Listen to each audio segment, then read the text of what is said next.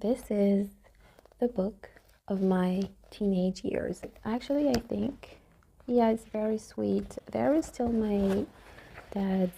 Whenever my dad would buy books for me, he would write the date of when he purchased the book, and he would write our initials. It's still here, thank God. Okay, so this book, I know for a fact that there is an English version. The name is, if I'm not mistaken, I don't know actually. Actually, the reason why my dad bought this book for me is because when I was a teenager, I went through a phase that I never really outgrew, but I just calmed down, where I became obsessed with wolves. The way kids are obsessed with, Pokemons and stuff like that, I became obsessed with wolves. So anything my dad would see with wolves on it, he would just, buy it for me. And I think that he thought that because there were wolves on that cover, the book was about wolves, which it is, of course. Hélène Grimaud is very famous. She is a very famous wildlife advocate. Her story, so she's a musician, she's a pianist, and this book is surprisingly short, considering the amount of things that you get out of it. And I remember the first time I finished reading it, even though I was a teenager, I remember thinking, this book feels like it was super long. Okay, so Hélène Grimaud was a very special kid.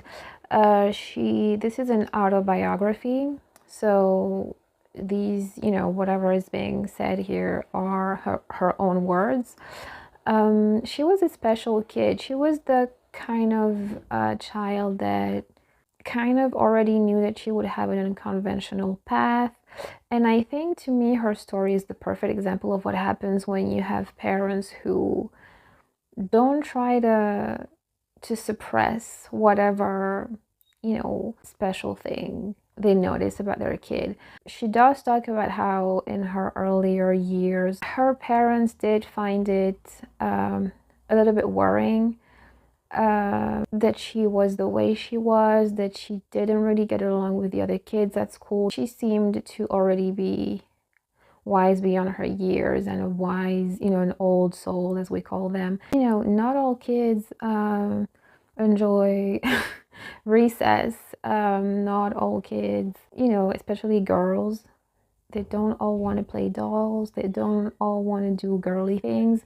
So I think that this book is a perfect example of what happens when parents, even when they don't understand their child, even when they kind of wish that their kid was like the other kids, they still support you. She fell in love with music, with piano more specifically, very early in her life. The way her life turned out, she became very successful in music. It just shows you what happens when parents put their kids' well-being before whatever image they want to show the world of what their kid is or should be. This book is fascinating. When I first read it, because I was so obsessed with wolves back then, I was a little annoyed that most of the book talked about music, even though I like music, and that the talks about how she fell in love with wolves arrived later in the book.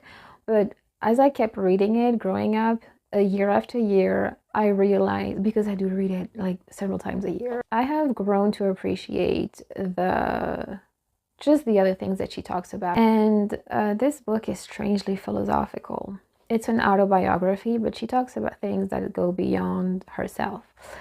And I really like this.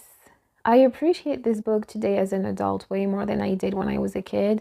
When I was a kid, the passage that I used to read over and over again was when she meets this wolf. I don't like saying it when I talk about animals, but it's a she-wolf. It's a female wolf.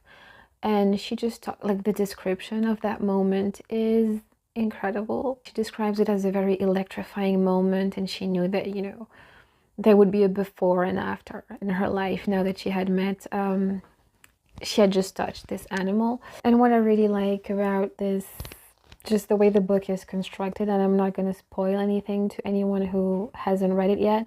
The book ends with her passion with teaching and transmitting to children, teaching children about, you know, wildlife and about the importance of nature, conservation, and all these things. And I find it very interesting that it all circles back to childhood. I'm holding the French version here, but I'm recording this in English, so this is addressed to English speakers, and there is an English version of this fantastic book. There you go.